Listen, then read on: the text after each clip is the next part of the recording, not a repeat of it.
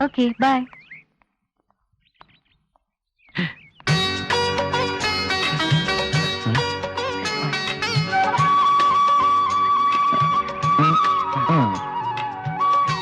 അനിതേ,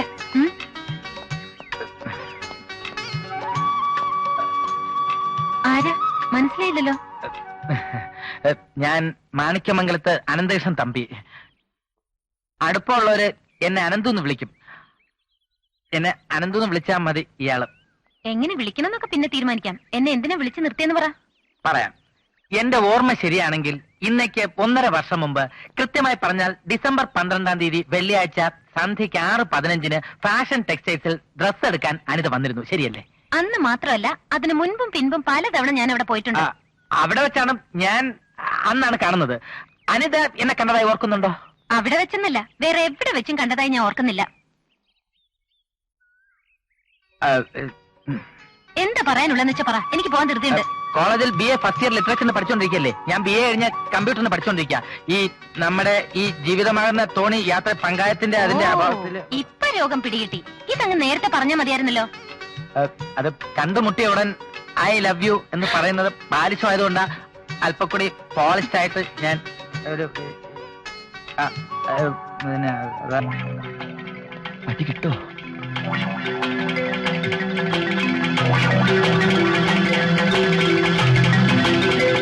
അപ്പൊ എല്ലാം പറഞ്ഞോലെ.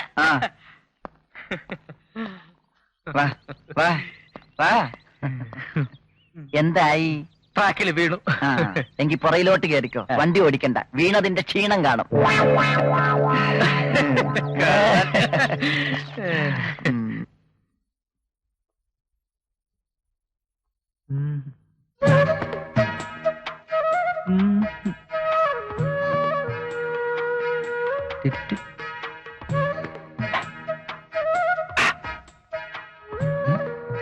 അനന്തേട്ടാ, എന്താ വേണ്ടേ?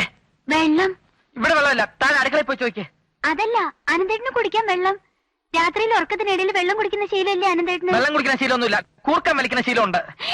കൂർക്കമ്മലിയുടെ ശബ്ദം എനിക്ക് ഭയങ്കര ഇഷ്ടം. മോള് ആ വെള്ളം അവിടെ വെച്ചിട്ട് വേഗം സ്ഥലം കാലിയാക്കാൻ നോക്ക്. ഞാൻ അവിടെ പോയിട്ട് എന്ത് ചെയ്യാനാ? എല്ലാവരും സദ്യയോട്ട് ഒരുക്കുന്ന തിരക്കില. ഞാൻ എന്തേലും ചെയ്യാന്ന് വെച്ചാൽ ഉമ്മയമ്മായി സമ്മതിക്കണ്ടേ? അപ്പൊ കുറച്ചു നേരം അനന്തേട്ടന്റെ അടുത്ത് സംസാരിച്ചിരിക്കാലോ എന്ന് കരുതി. ഇത് ബോഡി സ്പ്രേ ആണോ? നല്ല മണം. അടിക്കില്ല, അടിക്കില്ല. വേണമെങ്കിൽ അതെടുത്തോ, എടുത്തോ, എടുത്തോ, കൊണ്ടുവയ്ക്കോ. അല്ല, മണം ഉണ്ടോ നോക്കട്ടെ.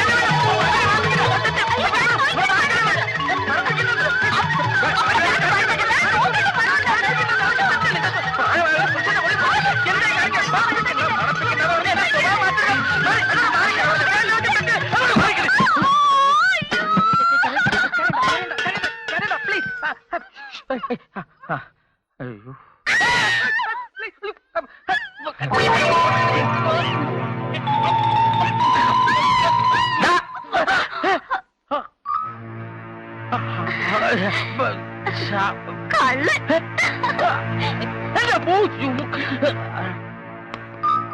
അച്ഛ, ഞാനൊന്നും ഗൗരി സ്പ്രേ വെള്ളം. ഓർമ്മ ബുദ്ധിയുള്ള ഒരു പോലീസുകാരനാണ് ഞാൻ. നീ എന്റെ അടുത്ത് ഉരുട്ട് കളിക്കരുത്. അയ്യോ അച്ഛ, അച്ഛൻ വിചാരിക്കുന്ന പോലെ.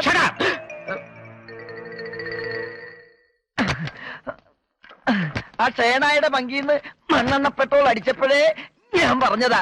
അപ്പൊ നീ കേട്ടില്ല. ഇനി എന്നെ കൊണ്ട് വയ്യ. വേറെ നീ ചവിട്ട്. വെറുതെ അല്ല നിന്നെ ചെല്ലും ചെലവും തന്നെ എന്റെ കൂടെ നിർത്തിയിരിക്കുന്നത്. ഇതിനൊക്കെ തന്നെയാ. ചവിട്ടടാ. ഇനി നീ എനിക്ക് ചെല്ലും തരണ്ട. ഞാൻ ഈ ജോലി റിസൈൻ ചെയ്തു. ഞാൻ പോവാ. അങ്ങനെ ഒരു നോട്ടീസും തരാതെ രാജിവെച്ച് പോകാനൊന്നും പറ്റില്ല. നീ ഇത്ര സെൻസിറ്റീവ് ആലോ മണിയാ. ഇതൊക്കെ ഒരു നാക്കല്ലേ? ഞാൻ കാണിച്ചു തരാം. 10 എണ്ണനകം ഇത് സ്റ്റാർട്ട് ആക്കിയിരിക്കും. സ്റ്റാർട്ടാക്ക്. 1, 2, 3. ഓ, ആശ്വാസായി. നമ്മളുടെ അവസ്ഥ കണ്ട് വിവരമുള്ള ആരോ വണ്ടി നിർത്തിയിട്ടുണ്ട്. സഹായിക്കാതിരിക്കില്ല. ഹലോ, ബെറ്റ് നിർത്തണ്ട അടി. 4, 6, 7, 8, 9.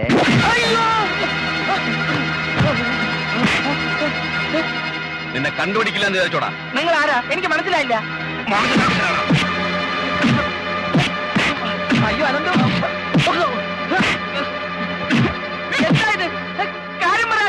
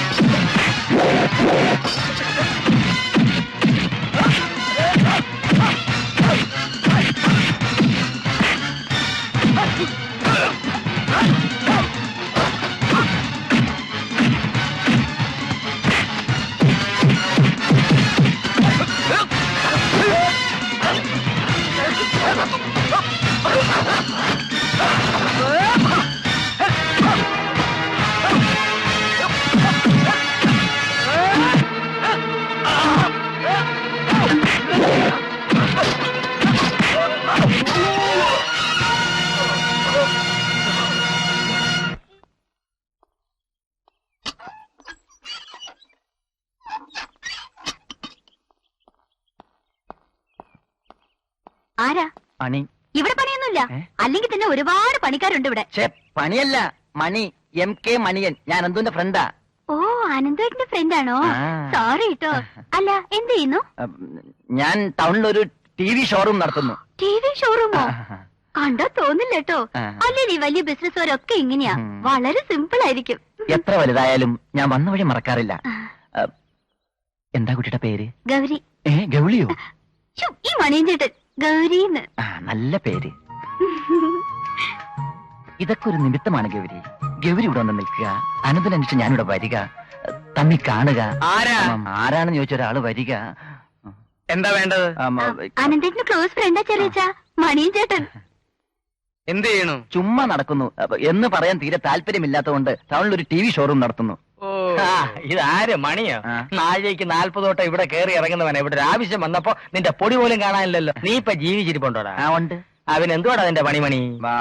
അതിപ്പോ ടൗണിലൊരു വീഡിയോ ഷോപ്പ് TVയുടെ ആനന്ദമില്ലേ അനന്തിന്റെ അച്ഛാ? അവൻ മേലെ കിടന്ന് ഉറങ്ങുക. ഞാൻ ഉണർത്താം. ഈ ചെക്കൻ ആരാണ് പറഞ്ഞത്? അവനവന്റെ പേര് മണി എന്ന് പറഞ്ഞു കേട്ടില്ലേ? മണിന്ന്. സത്യാണോ നീ പറയണേ? പിന്നല്ലാതെ. എടാ, അങ്ങനെ തല്ലുകൊള്ള നമ്മൾ ആരാ? അതുകൊണ്ട് അതിന്റെ സോഴ്സ് അറിയണമെന്ന് എനിക്ക് തോന്നി. ഞാൻ ഹോസ്റ്റലിൽ പോയി അനന്തയെ കണ്ടു. അപ്പൊ അവൾ അങ്ങനെ ഒരു സംഭവമേ അറിഞ്ഞിട്ടില്ലെന്നാ പറയണേ? അതെ. എടാ, പ്രേമാഭ്യർത്ഥന നടത്തുന്നവരൊക്കെ ആളെ വിട്ട് തല്ലിക്കണമെങ്കിൽ അവർക്ക് അതിനെ നേരം കാണുള്ളൂന്ന്. എന്ന് വെച്ചാൽ നിന്നെ പോലെ ഒരുപാട് പ്രേമയാചകർ നിത്യവും അവളുടെ പിന്നാലെ നടക്കുന്നുണ്ടെന്ന്. എന്നെ പറ്റി എന്തെങ്കിലും പറഞ്ഞു അനിത? പറഞ്ഞു. ആ സംഭവം അവൾ ആ റോട്ടിൽ വെച്ചേ മറന്നു വന്ന്. തുറന്നു പറഞ്ഞുകൊണ്ട് ഒന്നും തോന്നരുത്. നീ നിന്റെ സ്വപ്ന സഖയുടെ ആട്ടും തുപ്പും കൊണ്ടുവന്നിട്ട് ഒരു കാര്യമില്ല. അവൾ വീഴാനും പോണില്ല, നിന്റെ ആഗ്രഹം നടക്കാനും പോണില്ല. നടക്കും, നടന്നിരിക്കും. നടന്നില്ലെങ്കിലോ? ഇല്ലെങ്കിൽ ഞാൻ ചങ്ങമ്പുഴയുടെ രമണനാവും. ആയിക്കോ, പക്ഷെ മതന്നെ അവൻ എന്നെ കിട്ടില്ല. ഞാൻ പ്രതീക്ഷിക്കുന്നില്ല. പക്ഷെ അതൊക്കെ പോട്ടെ. അല്ല, അനന്ത് അറിഞ്ഞിട്ടില്ലെങ്കിൽ പിന്നെ നമ്മളെ തല്ലാൻ വന്നവന്മാരാരായിരിക്കും? ആ, ആരാ? അതാ ഞാനും ആലോചിക്കുന്നത്.